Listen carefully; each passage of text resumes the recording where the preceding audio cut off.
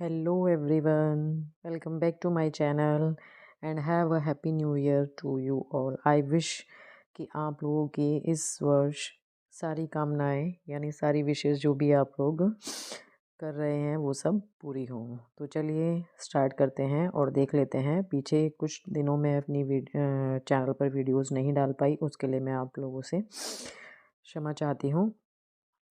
ठीक है, तो चलिए आज ये जो लेकर आई हूँ वीडियो, इस वीडियो में हम क्या करेंगे, क्लास 10 का जो मैंने मैथमेटिक्स का पेपर डालना स्टार्ट किया था, ठीक है, उसका सेक्शन बी तक मैं डाल चुकी थी। आज हम क्या करेंगे, सेक्शन सी करेंगे। ठीक है, तो देखते हैं कि इसमें किस तरह के क्वेश्चन हमें गिवन है। तो देखिए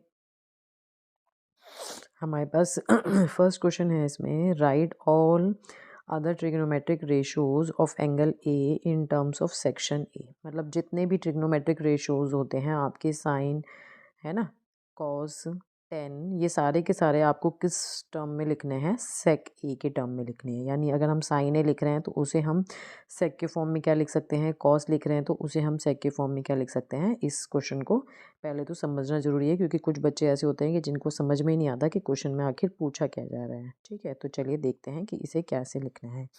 तो देखिए हमारे पास साइन ए का फॉर्मूला होता है एक, या हम सीधे सीधे ही कह सकते हैं कि साइन ए को हम अंडर रूट साइन स्क्वायर ए लिख सकते हैं। मीन्स साइन स्क्वायर ए का क्या मतलब होता है, ये होता है साइन स्क्वायर ए, और इस रूट का मतलब होता है पावर 1/2।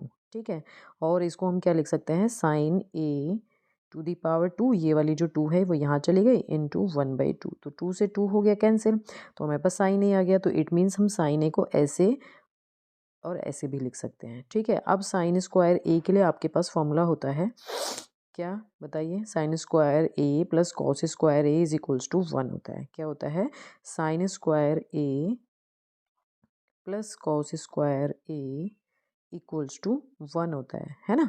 तो हमारे पास साइन स्क्वायर ए की वैल्यू अगर हम यहाँ से फाइंड आउट करनी हो तो वो क्या हो जाएगी, 1, और ये उधर चला जाएगा, 1 माइनस कॉस स्क्वायर ए हो जाएगी, है ना। तो इट मीन्स साइन स्क्वायर ए को हम 1 माइनस कॉस स्क्वायर ए लिख सकते हैं। तो इस साइन स्क्वायर ए की जगह हमने क्या लिख दिया, 1 माइनस कॉस स्क्वायर ए लिख दिया। ठीक है, नेक्स्ट अब हम क्या कर सकते हैं, कॉस ए को अगर हम सेक ए के फॉर्म में लिखें तो वो 1/sec ए होता है। या अगर आपने ऐसे पढ़ा हो कि सेक ए को कॉस ए के फॉर्म में लिखते हैं तो सेक ए इज इक्वल्स टू 1/cos ए होता है। तो एक ही बात है, इसको यहाँ लिख दें या इसको यहाँ लिख दें। ठीक है, तो कॉस ए की जगह हम यहाँ पर क्या लिख सकते हैं, 1/sec स्क्वायर ए। ठीक है, आगे क्या हो जाएगा ये, अब आगे यहाँ पे आप इसको 1/1 और यहाँ पर एलसीएम ले लेंगे तो ये सेक स्क्वायर ए हो जाएगा, और इसकी मल्टीप्लिकेशन इसके साथ होगी तो सेक स्क्वायर ए -1 आ जाएगा। ठीक है, और क्या कर सकते हैं, ये वाला जो हमारा सेक स्क्वायर है ये क्योंकि अंडर रूट के अंदर है तो इसकी पावर हमें 2 दी है ऑलरेडी, तो इसको हम इस अंडर रूट के बाहर निकाल सकते हैं, वो यहाँ पर लिख सकते हैं। और क्योंकि इसके साथ हमें -1 दिया है तो इसको हम सॉल्व नहीं कर सकते, तो इसे हम रूट के अंदर ही रहने देंगे। तो देखिए साइन ए की वैल्यू सेक के फॉर्म में आ गई। ठीक है, अब नेक्स्ट कॉस के लिए तो मैं आपको अभी ऊपर बता ही चुकी हूँ कि cos A is equals to 1/sec A भी होता है, तो कॉस के लिए हमारा यही हो जाएगा। ठीक है, नेक्स्ट देखते हैं हम कि 10 को सेक ए के फॉर्म में कैसे लिख सकते हैं। तो देखिए हमारे पास एक फॉर्मूला होता है फिर से कि 1 + tan square A is equals to sec square A होता है। इस 1 को मैं अगर इधर ले जाऊँ तो tan square A is equals to sec square A -1 हो जाएगा। और अगर मैं इस स्क्वायर को हटाऊं तो हमें इसको क्या लिखना होगा, इस अंडर रूट के अंदर लिखना होगा। अब क्योंकि हम सेक स्क्वायर ए -1 का जब होल स्क्वायर करेंगे तो अगर ये वैल्यू हमारी माइनस में होगी तो भी हमारा प्लस में, ये स्क्वायर प्लस में ही आएगा, और अगर प्लस में होगी तो भी प्लस में आएगा। ठीक है, तो इसको हम प्लस माइनस, जैसे सपोज करिए एक छोटा सा एग्जांपल लेती हूँ, हमें x square is equals to 4 दिया हुआ, तो एक्स की वैल्यू जब हम निकालते हैं तो वो +-2 आती है। क्यों, क्योंकि हम +2 का होल स्क्वायर करें तो भी 4 आता है, और अगर हम -2 का होल स्क्वायर करें तो भी 4 ही आता है। दोनों वैल्यू हमारी कैसी आती हैं, स्क्वायर करने पर पॉजिटिव ही आती हैं, तो इसलिए ये प्लस और माइनस दोनों में आएगा। ठीक है, अब ये कह रहे हैं क्या कि जो हमारा since angle A is an acute angle, क्योंकि देखिए हमारे पास ये ऑब्वियसली यहाँ पर जो हमारा ये ट्रायंगल होगा वो कुछ इस तरह का होगा, ABC, तो यानी जो ए एंगल यहाँ पर दिखा रहे हैं जिसके लिए हम ये निकाल रहे हैं सारे, वो एक्यूट एंगल होगा। ठीक है, क्या होगा, एक्यूट एंगल होगा। And tan A is positive, और tan क्या आएगा आपका, पॉजिटिव आएगा। तो व्हेन ए इज़ एक्यूट, जब हमारा ए कैसा होता है, एक्यूट होता है यानी 90 से छोटा होता है, तो हमेशा 10a इज इक्वल्स टू जो वैल्यू आएगी वो पॉजिटिव आएगी, तो पॉजिटिव में ही इसको हम लेंगे। तो इट मीन्स 10a को हम जब सेक के फॉर्म में लिखेंगे तो वो क्या हो जाएगा, root sec square a minus 1 हो जाएगा। ठीक है, नेक्स्ट अब हमारा आता है कॉसेक ए को हम सेक ए के फॉर्म में कैसे लिख सकते हैं। तो देखिए cosec A is equals to 1 upon sine A होता है, और साइन ए की वैल्यू अभी हम सेक के फॉर्म में ऊपर निकाल चुके हैं, तो वही वैल्यू उठा के हम यहाँ पर रख देंगे। ठीक है, और इसको थोड़ा सा सॉल्व कर देंगे, तो ये वैल्यू जो है हमारी यहाँ मल्टीप्लाई हो जाएगी और ये यहीं पर रहेगी। तो कॉसेक ए की value sec A upon sec square A minus 1 आ जाएगी। ठीक है, नेक्स्ट है हमारा इसमें कॉट ए को अब हमें सेक ए के फॉर्म में लिखना है। तो कॉट ए को हम 1 अपॉन 10 ए लिखते हैं, ये तो हमें पता ही है, और 10 ए की वैल्यू अभी हम ऊपर निकाल चुके हैं सेक के फॉर्म में, क्या, under root sec square A minus 1। तो cot A equals to 1 upon under root sec square A minus 1, sec के फॉर्म में ये वैल्यू हो जाएगी। ठीक है, तो इस तरह से इस क्वेश्चन को हमने करना था। नेक्स्ट क्वेश्चन है हमारे पास इसमें, form the pair of linear equation for the problem and find their solution by substitution method। ठीक है, जो भी आपको प्रॉब्लम दी है उससे हमें क्या करनी है, लीनियर इक्वेशंस बनानी है और फिर सब्स्टिट्यूशन मेथड से हमें उसका सॉल्यूशन निकालना है। तो देखो क्वेश्चन क्या है, the coach of a cricket team buy 7 bats and 6 balls in rupees 3800, later she buys 3 bats and 5 balls for rupees 1750 find the cost of each bat and each ball, है ना, हमें हर एक बॉल की और एक क्या कहते हैं बैट की कॉस्ट निकालनी है। तो हम क्या करें इसमें, सबसे पहले कि एक बैट की और एक बॉल की जो कॉस्ट है उसे हमने एक्स और वाई ले लिया, है ना। अब ये कह रहे हैं कि अगर ए हमने क्या मानी है, अगर एक बैट की जो हमने कॉस्ट है वो एक्स मानी है तो 7 की कितनी होगी, 7x, है ना, और एक बॉल की कॉस्ट अगर हमने वाई मानी है तो 6 की कितनी होगी, 6y, और अगर इन दोनों को हम मिला दें तो ओवरऑल उन्होंने कितना पैसा पे किया है, 3800। तो एक इक्वेशन तो हमारी बन गई ये।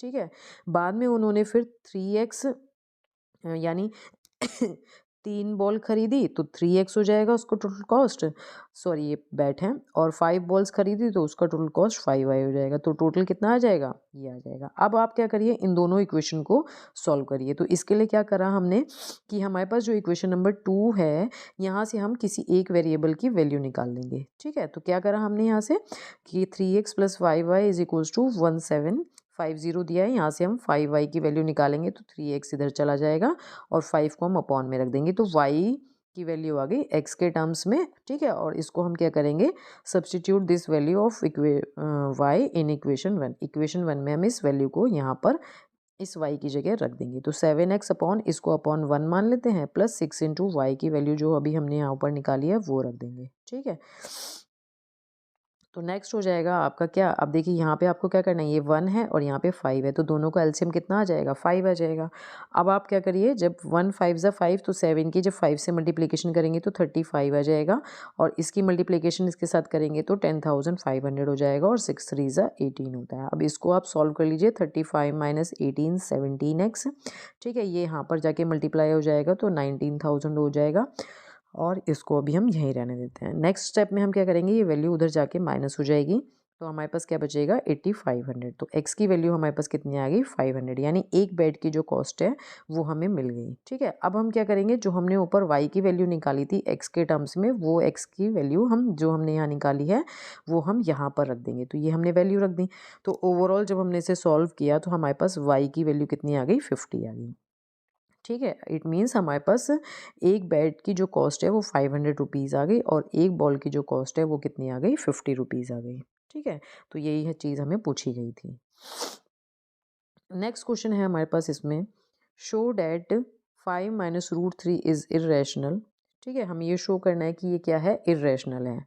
तो हम क्या करें, जो भी इस तरह के जब भी आपके पास क्वेश्चन आए तो आपको सबसे पहले क्या करना है, उसका जो भी हमें गिवन है उसका हम कंट्राडिक्शन यानी उसके अगेंस्ट जो है यानी उसके अपोजिट जो है वो ले लेंगे, जिसे हम कंट्राडिक्शन भी कहते हैं। तो let us assume the contradiction that 5 minus root 3 is rational, क्योंकि इन्होंने इर्रेशनल प्रूव करने के लिए बोला है तो इसे हम रैशनल मान लेते हैं। अगर रैशनल होता है कोई भी नंबर, है ना, तो इट मीन्स यानी उसको वो p/q के फॉर्म में लिख सकते हैं, है ना। और हमारे पास इस तरह के क्वेश्चन, इस तरह के जो नंबर्स होते हैं उसमें क्या होते हैं, उनके ये जो को प्राइम्स होते हैं, देखिए we can find co-prime numbers a and b. It means p, मैंने वहाँ a अपॉन बी लिया है तो मैं इसको a अपॉन बी लिख देती हूँ कि इसके हम क्या कर सकते हैं, को प्राइम्स निकाल सकते हैं। ठीक है, तो हमने ये मान लिया कि इसके जो को प्राइम्स हैं वो a अपॉन बी कुछ इस तरह से आएंगे। तो 5 माइनस रूट 3 को हम इसके इक्वल लिख लें, है ना। अब हम क्या करेंगे, इस a माइनस बी को यहाँ लाएंगे और रूट 3 को उधर ले जाएंगे। तो हमने यहाँ पर ये कर दिया। अब रूट 3 इज इक्वल्स टू, हम इसको 5 अपॉन 1 यानी इसे यहाँ लिख दिया और इसे यहाँ लिख दिया, कोई चेंज नहीं है। ठीक है, सॉल्व करने के लिए किया है ऐसा, और इसको सॉल्व करेंगे तो 5b minus a upon B आ जाएगा। नेक्स्ट अब क्योंकि हमारे पास a और b क्या होंगे, इंटीजर्स होंगे, है ना, कुछ ना कुछ तो होंगी ना, a और b, प्लस माइनस कुछ भी हो सकते हैं, तो इसलिए हमने कह दिया कि a और b कैसे होंगे, इंटीजर्स होंगे। तो हमारे पास ये जो आएगी value 5 minus a minus b, है ना, वो कैसी आएगी, रैशनल नंबर आएगी, है ना। अब अगर ये रैशनल नंबर आएगी तो एक रैशनल नंबर यहाँ पर क्या दिया है, क्या हमारे पास ऊपर आ रहा है, root 3 is equals to 5 minus a upon B. अगर ये रैशनल आएगी तो ये भी तो रैशनल होना चाहिए, है ना। But this contradicts the fact that root 3 is irrational. But ये तो क्या कर रहा है, इरेशनल, उसको कंट्राडिक्ट कर रहा है जो भी हमने ऊपर माना है। ऊपर हमने क्या माना है कि रूट 3 क्या है, रूट 3 क्या है, हमने रैशनल माना है ना, तो ये तो कंट्राडिक्शन हो गया। तो दिस कंट्राडिक्शन हैज़ अराइजेस, ये क्यों आया है, बिकॉज आवर इनकरेक्ट, हमने क्या करा है, जो अजम्पशन लिया है वो क्या लिया है, इनकरेक्ट लिया है। हम क्या कह रहे हैं कि रूट 3 कैसा है, रैशनल है, जबकि हमारे पास जो ऊपर वैल्यू आ रही है वो कैसी आ रही है, रैशनल आ रही है।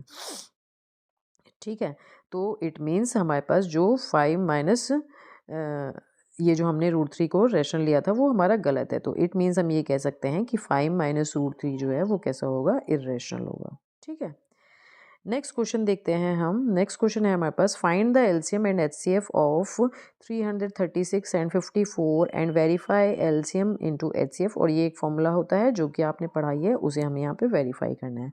ठीक है तो इसके लिए हम क्या करेंगे, एचसीएफ और एलसीएम निकालना है इसका। तो हमने क्या करा, 336 का क्या कर दीजिए आप, प्राइम फैक्टराइजेशन कर दीजिए। तो जब आप प्राइम फैक्टराइजेशन करेंगे इसका तो ये हो जाएगा 2 1 ज़ा 2, 2 6 ज़ा 12, 2 8 ज़ा 16, 2 से कर दीजिए। ये पे मैंने डायरेक्ट लिख दिया था, यहाँ पे मैं आपको करके बता दे रही हूँ। 2 8 ज़ा 16, 2 4 ज़ा 8, ठीक है, 2 4 ज़ा 8, 2 2 ज़ा 4, 2 2 ज़ा 4, 2 1 ज़ा 2। अब 2 से नहीं जाएगा तो 3 7 ज़ा 21। तो देखिए 2 कितने टाइम्स आया, 4 टाइम्स, और 3 इंटू 7, तो ये इसका प्राइम फैक्टराइजेशन हो गया। नेक्स्ट है 54, 54 का प्राइम फैक्टराइजेशन करेंगे तो 2 2 ज़ा 4, 2 7 ज़ा 14। अब 2 से नहीं जाएगा, 3 3 ज़ा सॉरी 3 9 ज़ा 27, 3 3 ज़ा 9, तो 3 टू दी पावर 3 इंटू 2, तो ये इसका फैक्टराइजेशन हो गया। ठीक है, तो ये हमने इसके फैक्टराइजेशन कर दिए। अब देखिए जब हम एलसीएम निकालते हैं इसके थ्रू, प्राइम फैक्टराइजेशन के थ्रू, तो एलसीएम में हम क्या लेते हैं, एलसीएम में हम क्या लेते हैं बताइए, जो भी हमारे पास मैक्सिमम पावर दे रखी है हर किसी फैक्टर की वो हम ले लेते हैं। तो 2 टू दी पावर 4 भी ले लेंगे। ठीक है, 2 की पावर यहाँ 1 है, यहाँ 4 है, तो 4 जितना मैक्सिमम है वो ले लेंगे। यहाँ पे 3 की पावर 1 है, यहाँ पे 3 है, तो हम 3 की पावर 3 ले लेंगे। और क्या ले लेंगे, इंटू और इंटू सॉरी यहाँ पे मैंने 5 लिख दिया इसको, इसे हमें 7 लेना, और हम क्या ले लेंगे, यहाँ पे 7 ले लेंगे। ठीक है, और जब हम इसकी मल्टीप्लिकेशन करेंगे तो हमारे पास कितना आ जाएगा, हमारे पास इसका ये गलती से लिख आ गया है यहाँ पर। ठीक है, अदरवाइज़ इसको जब हम मल्टीप्लाई करेंगे तो हमारे पास ये कितना आएगा, 3024 ही आएगा। ठीक है, और ऐसे ही जब हम क्या करते हैं, एचसीएफ निकालते हैं तो जो भी इसमें कॉमन पार्ट है वो ले लेते हैं। तो 2 और 3 ही इसमें कॉमन है, तो इसका जो एचसीएफ है वो 6 आ जाएगा। अब हमें क्या करना है, इसको वेरीफाई करना है। तो देखिए वेरीफाई करने के लिए कह रहे हैं कि एलसीएम को अगर हम एचसीएफ से मल्टीप्लाई करें और उन दोनों नंबर्स को जो हमें गिवन है उनको आपस में हम मल्टीप्लाई करें तो हमारे पास दोनों का जो प्रोडक्ट है वो इक्वल आना चाहिए। तो देखिए इसका जब हम प्रोडक्ट करेंगे तो वो भी 18,144 आ रहा है, और इसका प्रोडक्ट करेंगे तो वो भी 18,144 आ रहा है। ठीक है, तो ये हमारे पास वेरिफिकेशन हो गया इसका।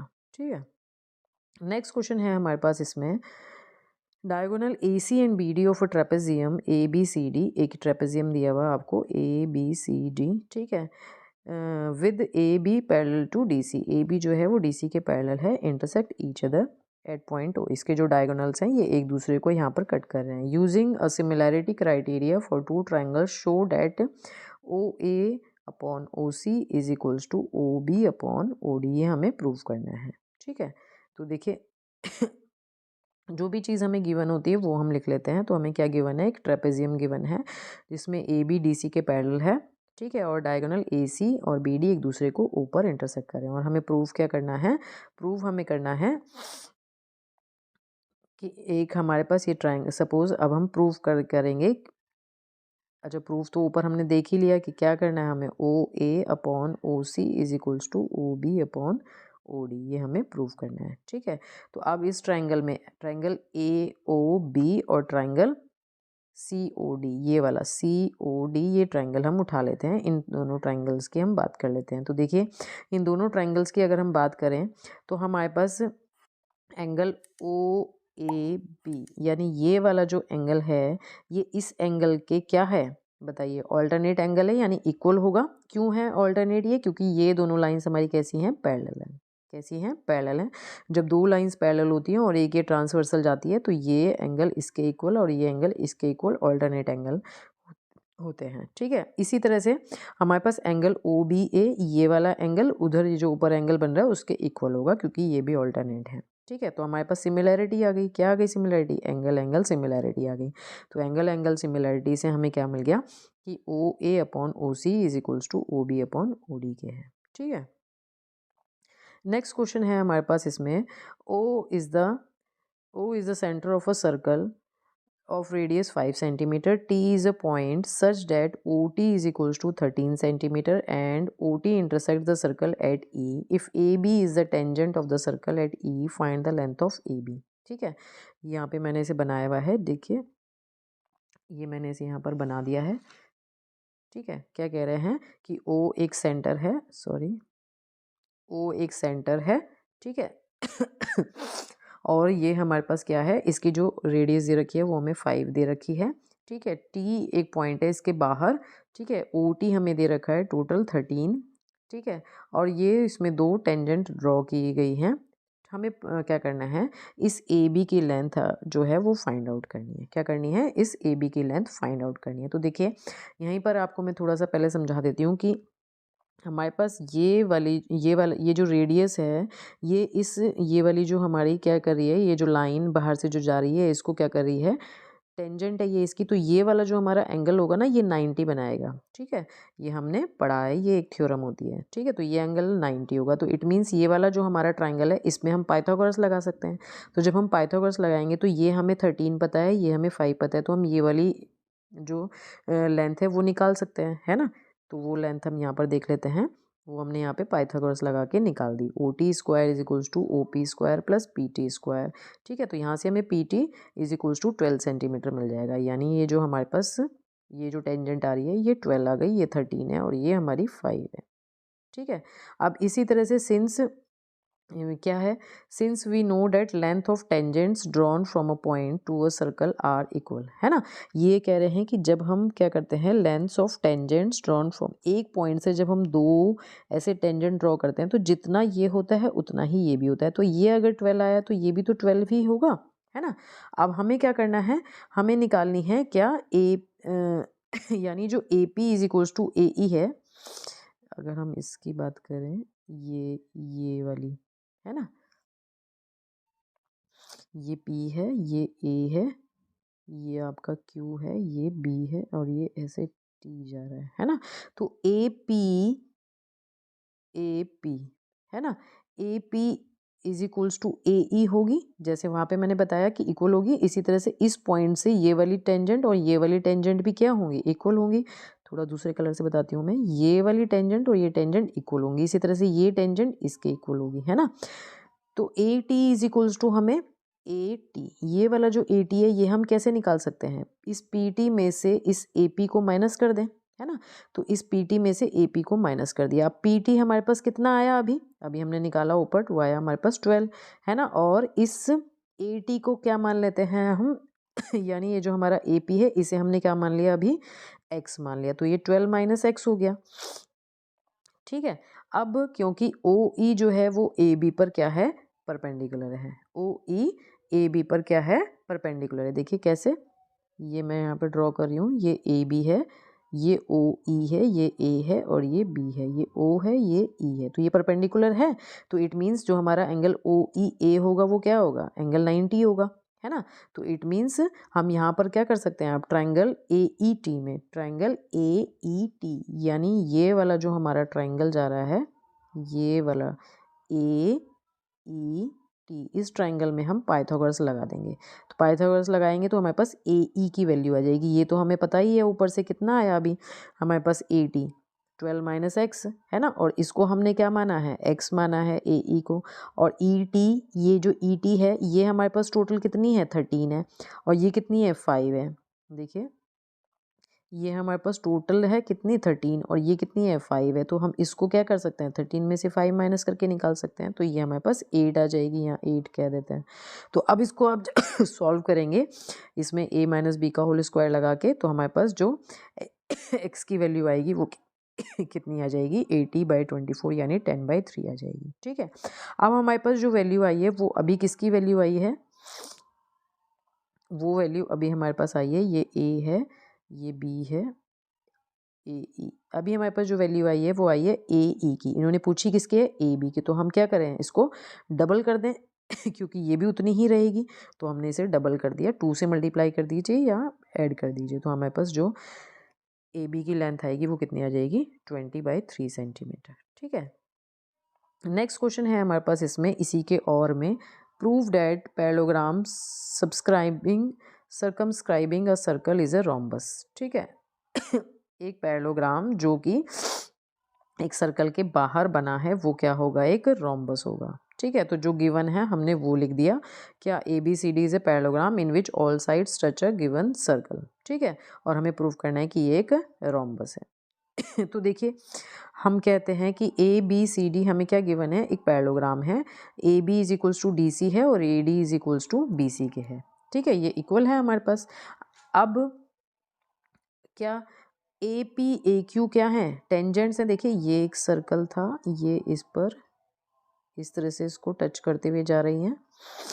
ठीक है, टच करते हुए जा रही हैं इसको, ए ये भी टच कर रही है, ए बी सी डी। ठीक है, ए बी सी डी, और ये हमारे पास हो गया पी क्यू आर एस। तो देखिए A P A Q, A P और ए क्यू ये दोनों क्या कर रही हैं, दोनों टेंजेंट्स हैं, है ना। तो it means A P A Q के इक्वल होगी। सिमिलरली हमने सबके लिए निकाल दिया, जो बी आर है वो बी क्यू के इक्वल होगा। कैसे, अब ये वाली जो टेंजेंट है वो इसके इक्वल होगी, फिर ऐसे ही ये टेंजेंट जो है वो इसके इक्वल होगी ठीक है, उसके बाद हमने सबके लेफ्ट हैंड साइड को ऐड कर दिया और सबके राइट हैंड साइड को ऐड कर दिया। अब उसके बाद आप देखिए A P plus D P को हम एक साथ लिखें और B R plus C R को एक साथ लिखें, और A Q plus B Q को एक साथ लिखा और D S plus C S को एक साथ लिखा। अब A P plus D P हमारा क्या हो जाएगा, ए डी हो जाएगा, B R plus C R क्या हो जाएगा, बी सी हो जाएगा। जस्ट अ मिनट, और यहाँ से हमारे पास A Q plus B Q A B हो जाएगा और C S plus D S हमारा सी डी हो जाएगा। ठीक है, अब क्योंकि हमारे पास क्या है एक, बताइए, A D is equals to B C था, तो यहाँ पे हम B C plus B C कर सकते हैं क्योंकि ए बी डी सी के इक्वल है और ए डी बी सी के इक्वल है। तो ये भी हमारे पास A B plus A B हो जाएगा, तो 2ab is equals to 2bc हो गया, तो bc is equals to A B के आ गया। तो इट मीन्स हमारे पास साइड्स कैसी हो गई, इक्वल हो गई, है ना। अब तो जब हमारे पास साइड्स ये वाली क्या हो गई, इक्वल हो गई, तो हम ये कह सकते हैं कि ये क्या है, एक रोम्बस है। ठीक है, नेक्स्ट और लास्ट क्वेश्चन है इसका, from a top of a building 100-meter high, the angle of depression of two objects are in the same side observed to be 45 and 60 degree. Find the distance between the objects. यानी देखिए ये हमने यहाँ पर बना लिया, कह रहे हैं ये जो हमारे पास एक टॉप है बिल्डिंग का, ठीक है, ये 100 मीटर हाइट का है। ठीक है, और यहाँ से दो एंगल्स ऑफ डिप्रेशन बन रहे हैं, ये वाला और ये वाला, ये कोई दो ऑब्जेक्ट्स यहाँ पर रखे हैं। तो हमें इन दोनों के बीच की ये जो लेंथ है ये फाइंड आउट करनी है। तो एक तो पहले आप ये समझिए इसमें क्या सबसे पहले तो देखिए ये जो एंगल ऑफ डिप्रेशन है ना, ये आपको ध्यान देना है यहाँ पे कि ये एंगल आपका क्या है बताइए, ये एंगल 45 है। तो क्योंकि ये दोनों लाइंस हमारी क्या होंगी, पैरेलल होंगी, तो ये एंगल अगर 45 है तो ये एंगल भी 45 होगा, ये एंगल अगर 60 है तो ये एंगल भी 60 होगा। बस अब आप क्या करिए, 1 बाय 1 ट्राइंगल्स उठाइए और उनमें वो लगा दीजिए, क्या बताइए, जो भी हमने पढ़ा है इसमें, ठीक है। तो in the given figure A C O C A X is equals to 45, जो कि मैं भी बता चुकी हूँ, और A B O X A B equals to 60। तो let A B A point and B comma C B two objects ले लिए हमने, ठीक है। अब इन ट्राइंगल ए ओ सी, जो हमारा ट्राइंगल है कौन सा, ये ए ओ, ये बी ऑब्जेक्ट है, ये सी, तो ए ओ सी में हम A O upon O C perpendicular upon base is equals to 1045 हो जाएगा। ये कितना है हमारे पास, 100 है ना, और सी ओ हमें फाइंड आउट करनी है, और ये हमारे पास 1045 की वैल्यू क्या होती है, 1 होती है, तो सी ओ की वैल्यू आ गई हमारे पास 100 सेंटीमीटर, ठीक है। इसी तरह से हम क्या करेंगे, ये हमारे पास बी है, अब हम ट्राइंगल ए ओ बी में लगाएं, ए ओ बी में, तो 100 upon B O is equals to 1060, 1060 की वैल्यू क्या होती है, √3 होती है, तो यहाँ से ओ बी की वैल्यू हो गई 100 अपॉन √3। अब हमें क्या करना है, हमें निकालनी है बी सी डिस्टेंस, ये ओ है, यानी ओ सी माइनस, यहाँ पे क्या करना है हमने ओ, ये बी है और ये सी है, हमने ओ सी निकाल लिया, ओ बी निकाल लिया। अब हम ओ सी में से अगर ओ बी माइनस कर दें तो हमें बी सी की जो लेंथ है वो मिल जाएगी, ठीक है। तो हम ओ सी माइनस ओ बी कर दें, ओ सी हमारे पास कितना आया 100 और ओ बी कितना आया हमारे पास 100 अपॉन 3, ठीक है। 100 दोनों में से क्या करें, बाहर कॉमन ले लें, अंदर क्या बच जाएगा, यहाँ से 1 और यहाँ से 1 अपॉन √3। बस इसको थोड़ा सा आप सॉल्व कर लीजिए, ये √3 यहाँ चला जाएगा, अपॉन में √3 आ जाएगा। आप इसको थोड़ा सा रैशनलाइज कर दीजिए, क्योंकि जनरली जब हम आंसर निकालते हैं तो उसको रूट में, अपॉन में रूट नहीं छोड़ते हैं, तो √3 से जो भी यहाँ पे वैल्यू दी है, अगर वो अंडर रूट में है तो √3 से ऊपर नीचे इसे मल्टीप्लाई करके रैशनलाइज कर दीजिए, ये तो आपने पढ़ा ही होगा।